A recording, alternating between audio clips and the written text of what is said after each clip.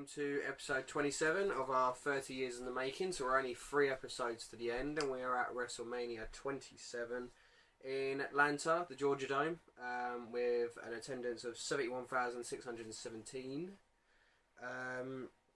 We start the night with a Saturday Night Live. I don't know whether any of you watch it. Saturday Night Live like intro to The Rock. The Rock is returned, and he is going to host this year's Wrestlemania. He comes out, and I love The Rock, but this was really corny. He comes out and goes, I say wrestle, you say mania, wrestle, mania, wrestle, mania. It was a bit cheap. Yeah, it was like, Rock's obviously, basically this whole night, The Rock is here to build for what will be next year's WrestleMania main event, which is The Rock against John Cena. They're basically building up a year-long feud between... Miami. Yes, Miami, Florida. And like he does like the Yabba Dabba Doo.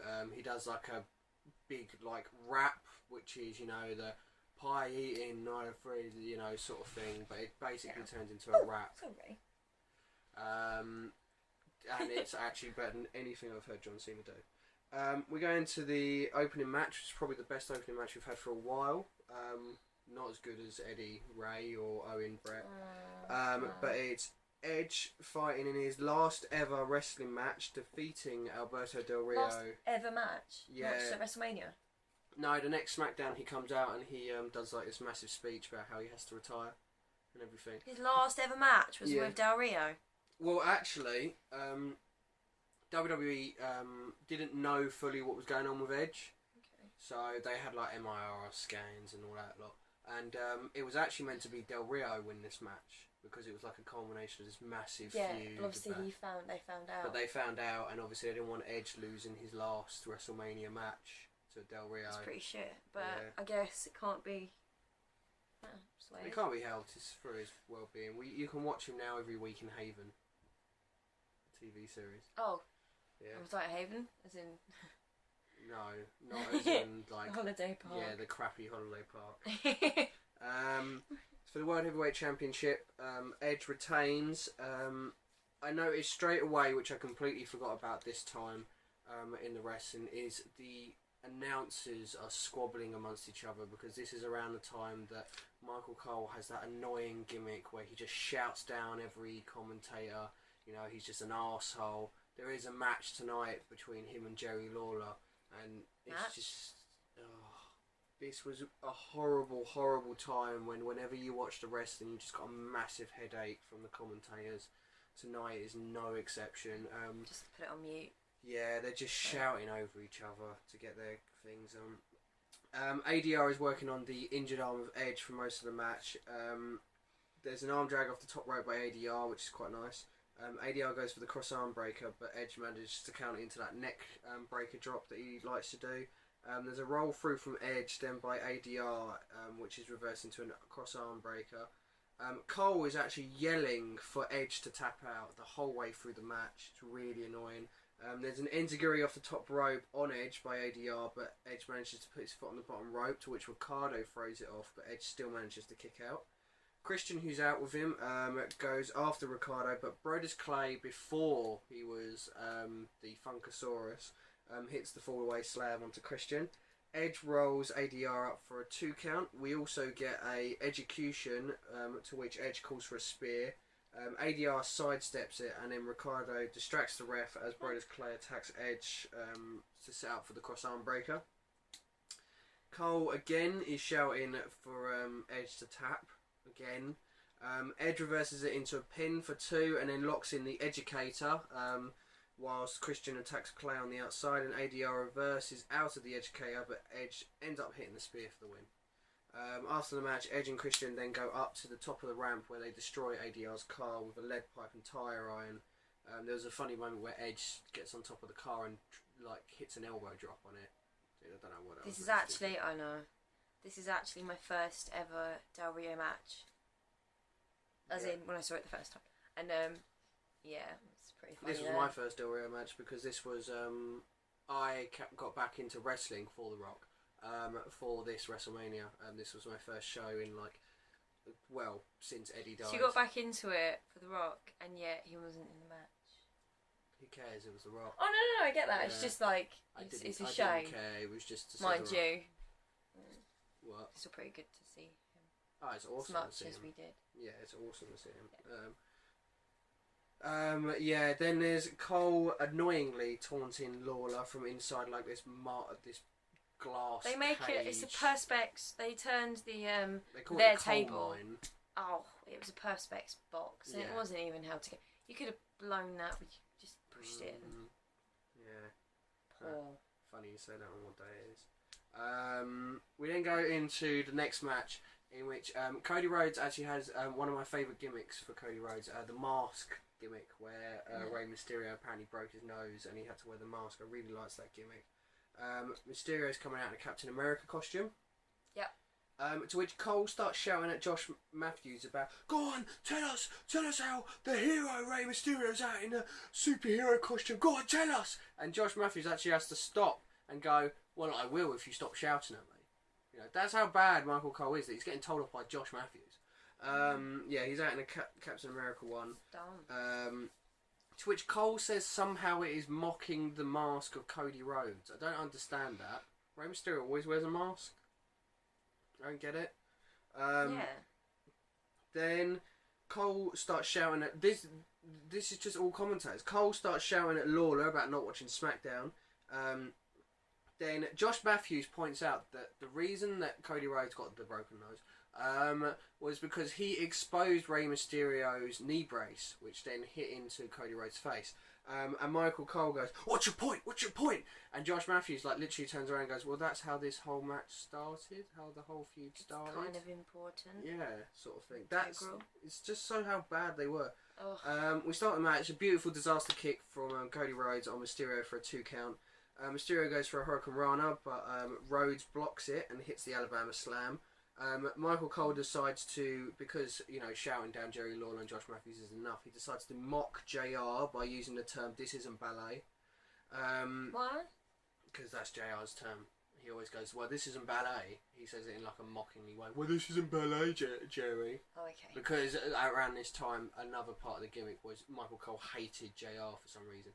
Basically, what it is Vince McMahon, the massive cunt that he is, okay? Hold him back. Yeah, he will take any shot he can at JR. Any shot. You Why? know, because for some reason he hates him.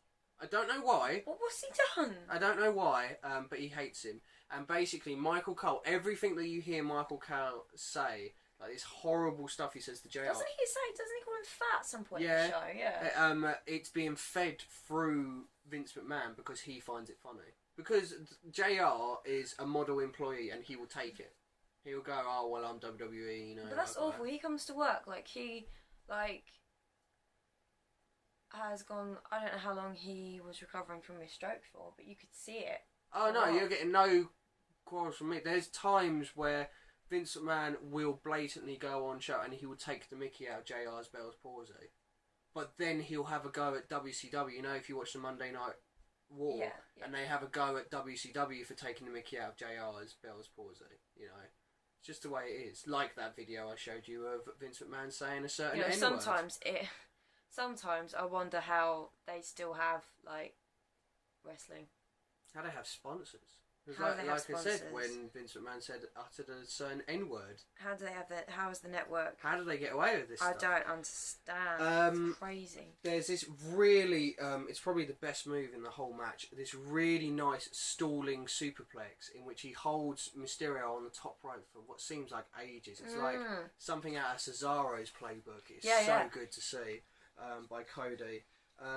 Mysterio goes for the baseball slide, but Cody ducks it, to which Mysterio then hits the Hurricane Runner on the outside. Cole says that Mysterio will rip off the mask to show the Cody Rhodes' face, to which Jerry Lawler rightly points out, but the mask is see-through. Hurricane Runner turned into a backdrop, which was nice. A springboard Hurricane Runner and then hit drop toe hold for the 619, but it's caught and Rhodes then slingshots into the ropes. The knee brace is taken off of Mysterio. There's a moonsault onto the standing Rhodes for 2 count. Mysterio finally rips off the mask, Rhodes' mask. There's a Hurricane Runner into the 619, but the splash is blocked. Mysterio kick to the face for a 2 count. Mysterio then puts on Rhodes masks and starts diving into him using the mask as a weapon right in front of the ref. Okay. Apparently that's okay. Yeah. There's a diving headbutt for a 2 count. Mysterio goes for a dive on the outside, but Rhodes uses the knee brace onto Mysterio and then covers for the 3 count. In which is the only time that I thought Michael Cole made a point in which Jerry Lawler and Josh Matthews go, oh, that's not fair, he used the knee brace. Oh, but it was fair when Mysterio was using his mask. You know. We then go backstage for the yearly stupid skit in which we get Snoop Dogg and Teddy Long, which Teddy Long calls Snoop Dogg Snoop Dizzle. A very funny moment when William Regal raps. I do actually like this whole segment, if I'm being honest. Oh, it's lame, but it's fun. I bet you do. William Regal, you don't get to see it a lot, which is a shame, but William Regal has probably the best sense of humour you will ever know. He's just so funny. He's a proper English dry wit sense of humour. I remember there was this one time in which I think it was John Laurinaitis was going around and he was like talking to the people, and he goes up to William Regal and he goes, oh, how's the family? Sort of like putting his shoulder onto William Regal, and William Regal sort of like goes, oh, not good, my wife's locked up in the basement whilst my daughter really needs feeding but she's only got 2 arms, you know, sort of thing, you know. And John Laurinaitis just completely ignores it, but obviously it was so quick, but if you picked up on it you're like, ha, that's really funny, you know. And William Regal just sounds so funny. Do you reckon the more would be made of that if or would have been made of that if they'd understood his humour? Well, they're American. I'd like to point out that William Regal is like really good friends with Vince McMahon and Triple H, so he probably gets away with a lot more. But William Regal, I mean, we love William Regal anyway. He's awesome. But yeah, he was pretty good in this one. Carly and Natalia come in and start singing "Summer Lovin'" or "Summer Days" or whatever it is. You can't understand anything that Carly's saying. Bloody brilliant. I'd like to point out I understand Regal. Why the fuck is Natalia not wrestling on this card? I would explain why later on. She's actually trying as well. Like, she's not an amazing singer, but she's got a bit of a voice. And then Carly's just completely out of time. Yeah. It's just really funny. Then you got Zack Ryder coming in to sing Friday, that classic by Rebecca Black. To which Rowdy Roddy Piper hits the famous coconut onto the back of the head from his famous Piper's Pit with Snooker. And then just walks off because he's Piper. It's pretty cool to see them both together. It's awesome. We get to see Chris Masters and Yoshitatsu, in which Chris Masters gets his pecs to dance. To "We Will Rock You," and then Tatsu a very bad English sort of like he can't really speak English well, trying to sing it. And then Hornswoggle comes out and he can't talk. To which Snoop Dogg and that come out, and then he does a rap. We'll go. Let's get out here. He does a rap with the Bella Twins acting like skanks behind him, and then that's the end of the segment. We then go into a match which should have been a lot longer. Kane, Big Show, Santino, Kofi defeating The Core, which is Wade Barrett, Ezekiel Jackson, Justin Gabriel and Heath Slater in 1 minute 34 seconds. How'd you have all those guys? 1 minute. I guess the point is that you don't expect it to be so short, but... Well, I'd like you to remember how short this match is. I mean, I'm a huge fan of Wade Barrett. We like our English wrestlers over here. Yeah. We're English. And it would have been nice to see him get a good showing. But 1 minute 34 seconds. There's a Cobra on Heath Slater and then a knockout punch, and then that's the win. We go backstage for quite a funny segment in which The Rock is talking with Eve, the Divas champion. No Divas title match tonight. And Rock says he creates magical moments, and he says that he'll create a magical moment with whoever's behind him. And he turns around and it's Mae Young. And it's just The Rock's reaction to Mae Young. It's sort of like he turns around, oh, Mae, you know, sort of thing. Repulsed, but also trying not to. Like Eve says, oh, well, Rock, you said you liked the Divas. And he went, yeah, but she's more of a Divasaurus, you know, sort of thing. She starts saying, oh, sorry, you've probably written it down. Well, she says that she wants the people's strudel. Yeah. And he says that she should go and have Noah's strudel. And that her friends growing up were Adam and Eve, you know, making a few age jokes.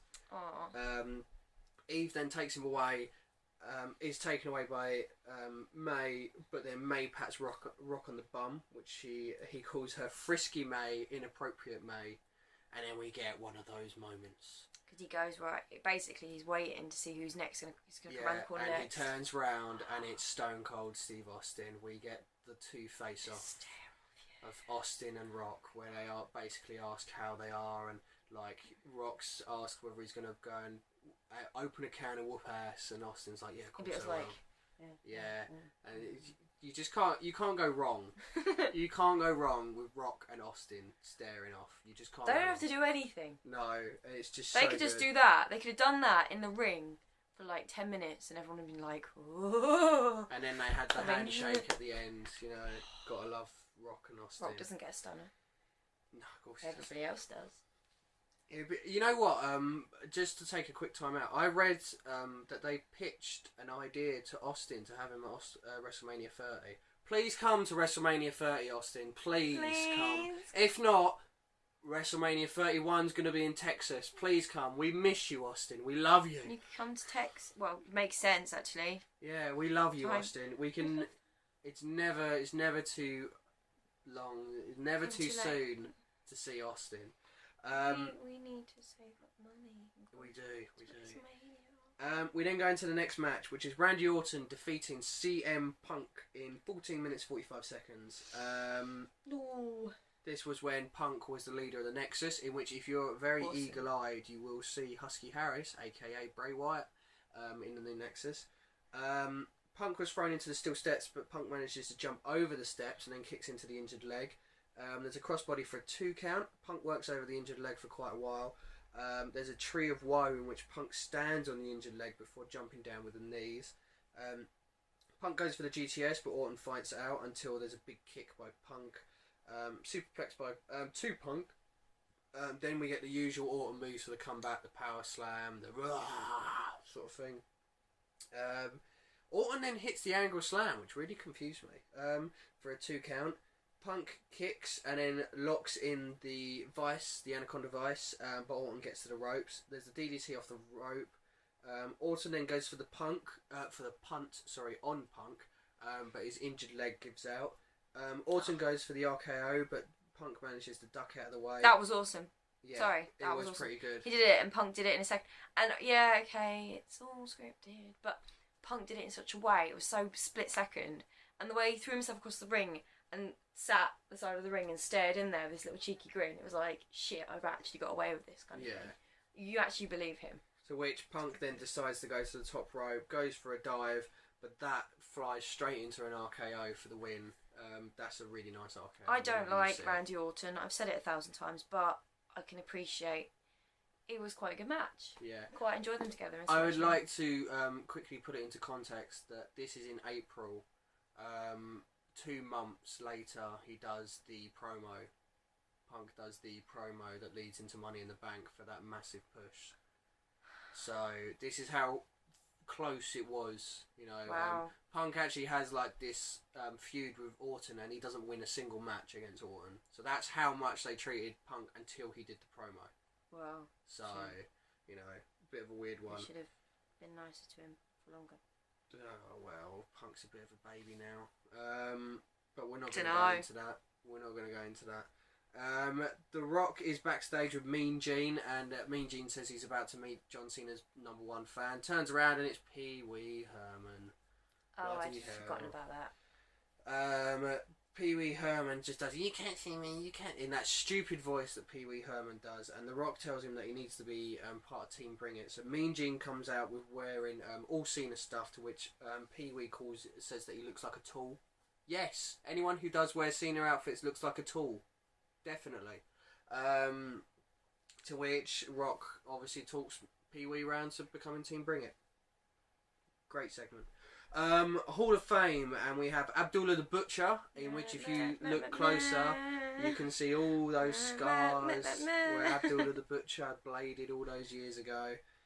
You get the #1 skank in Sunny. You get the Road Warriors. You get Drew Carey, who appeared on WWE television once at the Royal Rumble 2003. I don't know why he's in the Hall of Fame. Bob Armstrong, Jim Duggan, what an arsehole. And obviously Shawn Michaels, because he retired last year. We then go into a match that took up about 40 minutes of my TV time altogether. Okay, we have the build-up for the match showing Jerry going after Cole in the coal mine. We have Booker T and JR join Josh Matthews on commentary, which takes about 5 minutes in itself. Cole belittles JR as he goes to the announce desk and has a 5-minute promo on about how, you know, Jerry Lawler is old, JR's fat, you know, basically. Jack Swagger starts to come out, but Austin interrupts him before driving the ATV, which... That was pretty funny. Yeah, Swagger has to jump out of the way. There's this really weird moment where Cole's on the ring apron, and Austin's, like, driving the ATV, and he sort of, like, makes it look like Austin's about to run him over. But he's on the ring apron, so he jumps in front of the ATV to go into the coal mine. I don't understand why. Cole does warm-ups in coal mine for another 2 to 3 minutes, wasting more time after all the entrances. Then, as the match finally starts, Cole pleads with Jerry whilst in the coal mine. There's a handshake through coal mine, but he pulls him. Jerry Lawler, is pulling him, so his head hits the coal mine. Jerry Lawler then climbs into coal mine and beats him up. Cole is thrown into the laptop stand, which comes into play. Then Jack Swagger blindsides Jerry while Austin is seen to Cole. Cole baseball slides before grabbing Austin again, so Swagger can lock in the ankle lock. And they basically work Jerry Lawler's ankle for a while. Cole does a really slow run to the top rope and then does an awful splash for a 2 count. Then Cole locks in the ankle lock, but finally King counters. Swagger throws in the towel, to which Austin refuses the towel and actually uses the towel to wipe himself with. So Swagger gets into the ring, Stone Cold Stunner. To which Booker T says about 5 times, "That's my dog! That's my dog!" Someone should tell him his dog's probably at home. Cole slaps Austin, telling him he doesn't know who he is, so Austin pushes Cole into King's right hand. Lawler drops the fist, but lifts Cole up for the 2 count, and then Lawler locks in the ankle lock, to which Cole is tapping out straight away, but Austin takes forever to ring for the bell. So Jerry Lawler beats Cole. But wait, Booker T joins Austin and Lawler in the ring, does a spinneroonie and then gets a stunner, to which the laptop goes off, and the anonymous Raw general manager says that Cole actually won the match to bullshit chants, and a stunner to Josh Matthews. That match went on for 13 minutes and 46 Stone Cold seconds. was interfering far too much in the match and not being a fair ref. Yeah. So, DQ. Yeah. So stupid. That match, the actual match, went on for 13 minutes and 46 seconds. If you throw in like the entrances and that, it's got to be about half an hour. Like I said, you have a match earlier on which had like Wade Barrett, Big Show and that, which went on for a minute and a half. You know, ridiculous amount of time. And not only that, this was really boring. A really boring wrestling match. Probably one of the worst WrestleMania matches we watched. And this feud went on for another 2 months. This is the equivalent of the McMahon matches in the last 2 WrestleManias, isn't it? Yeah, except this feud goes on for another 2 months. It's boring. It's awful. You don't want to see commentators wrestling. They're commentators for a reason. Cole looks like a fucking knob wearing that on his head. Yeah, it does. We get shown Access, in which we got a funny Access moment where HBK is asking for the autograph of Triple H and says to Triple H, "I'm your biggest fans. I have everything you have." That's quite funny. And then we lead into quite a good match. The Undertaker defeating Triple H in 20 minutes and 32 seconds. We have Mark Colley in time playing for the hype video. We have Triple H donning his Conan Barbarian outfit again. Yeah, a little Skeletor. Yeah, she fought Skeletor. With men with shields. The lights go out and the game's music actually hits and he comes out without the outfit on. And we go straight into the match. Triple H spears Undertaker through the coal mine. There's a running flying clothesline onto Triple H. Old School is reversed into a throw off the top rope. Clothesline over to the outside by Triple H. JR was actually discussing if the streak were to end, it would just go down in history as the best ever winning streak. Obviously. Triple H struggles with a microphone while trying to take apart the table. Goes for the pedigree, but Undertaker then goes for the choke slam. But then Triple H goes for the pedigree again, to which Undertaker flips him off the table to the floor. This is like 5 minutes into the match and already Undertaker and Triple H are playing it like they're really tired. Yeah, like most of it went from them coming in to them both like half dead on the floor. Yeah. I don't know that I thought I was paying attention, but I missed it. I don't know what move did it. No, there wasn't a move. There wasn't an actual move that did it. They just were suddenly really tired, and it was like you can see what they're playing up. They're obviously playing up that the Undertaker is, not as powerful as he once was, and he's got a human side. I get that. We just came off 2 matches with Shawn Michaels and Undertaker, and they weren't tired until like right at the end. Exactly. So at least wait. At least do a couple of big moves, and then they get tired. But it didn't feel like there was enough. yeah. Undertaker flies over the top rope onto Triple H. The steps are set up next to the table, to which Undertaker looks for the tombstone, but Triple H slides out of it. Undertaker runs at Triple H and he hits the spine buster through the announce table. Undertaker hits the chokeslam out of nowhere for a 2 count. There's the 10 count into the corner, reversing to the last ride, but Triple H escapes and goes for the pedigree, but that's reversed into Snake Eyes, which is then reversed into a spine buster. There's chair shots, but then another is ducked into a pedigree for a kick out. Triple H goes for a superplex, but then Undertaker drops out and hits the last ride for a 2 count. Undertaker then drags the thumb, hits the tombstone, but Triple H kicks out. Undertaker goes for tombstone on the chair, but that's reversed into a DDT on the chair. Triple H hits the second pedigree of the night, but that gets a 2 count. Then we quickly get a third pedigree, which gets another 2 count. Triple H starts to beat down Undertaker with the chair, and I mean proper beat down. This is like reminiscent of Stone Cold The Rock beat down, Wrestlemania 17. Yeah. Undertaker fights back up, but then he gets another chair shot down. Triple H then shouting at Undertaker to stay down and to die, but Undertaker grabs the throat, but is very weak, so Triple H just shakes the head.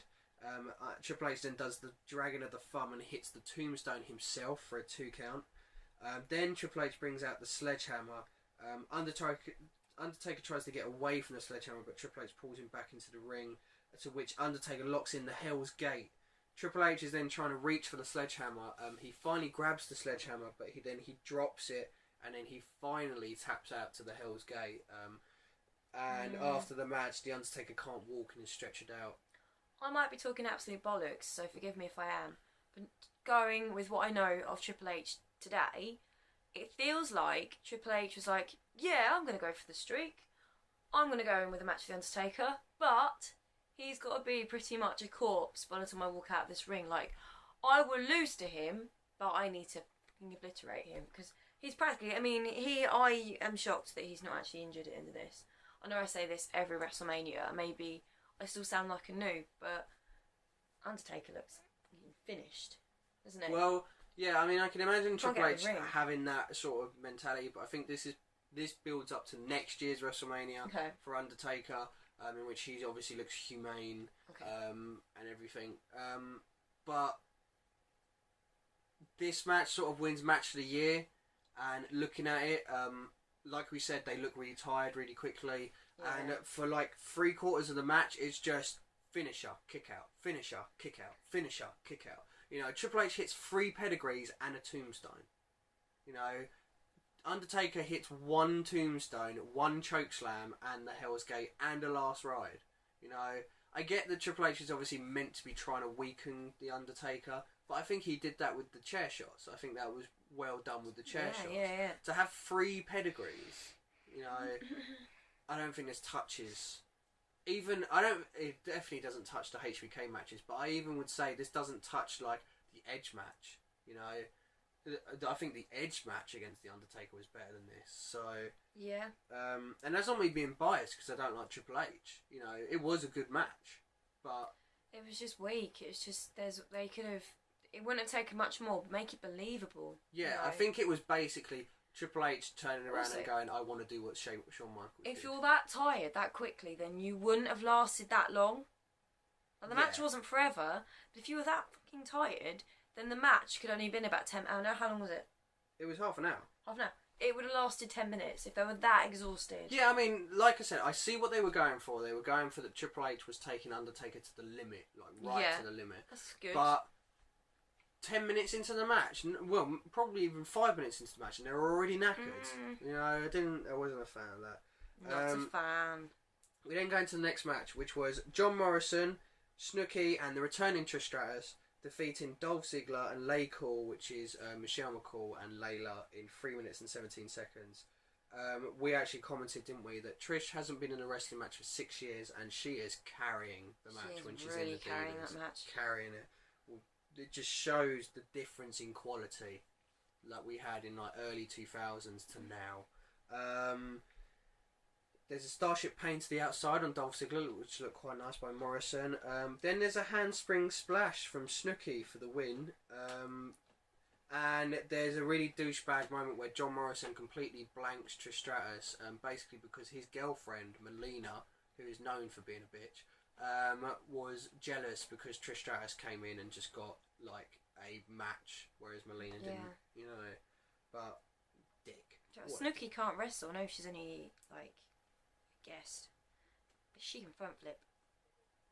Yes. She didn't do very much. What she did quite well. Yeah, it wasn't too bad. We then go into the main event, in which we get the usual stupid Cena entrance, in which a choir sing him out.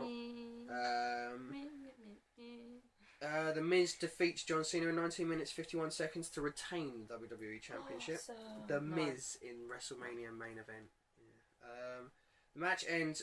Basically, it's a normal John Cena match. The Miz and Alex Riley, who's with him, are beating down Cena. Cena's fighting back. They go to spill to the outside, to which I think Miz hits the back of his head on concrete and actually gets a concussion.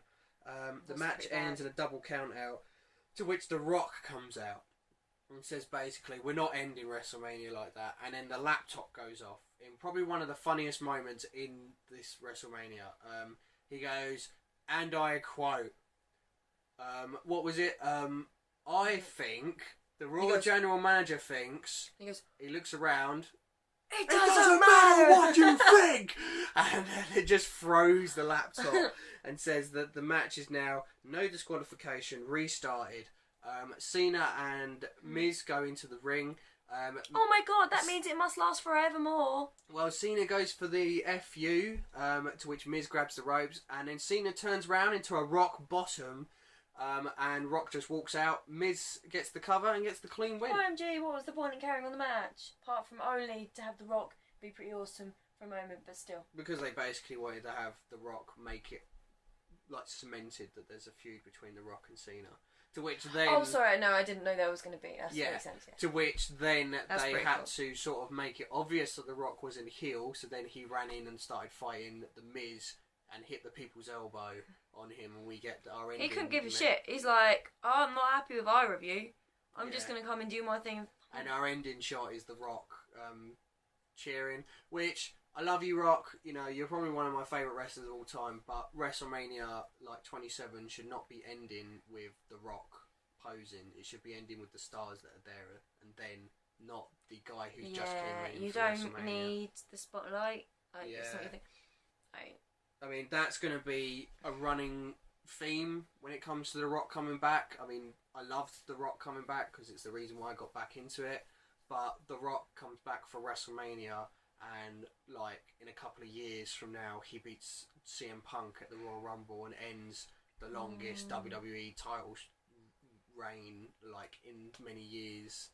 You know, and it's just, The Rock doesn't need to do that. You know? I said when it finished on a count out that can't happen.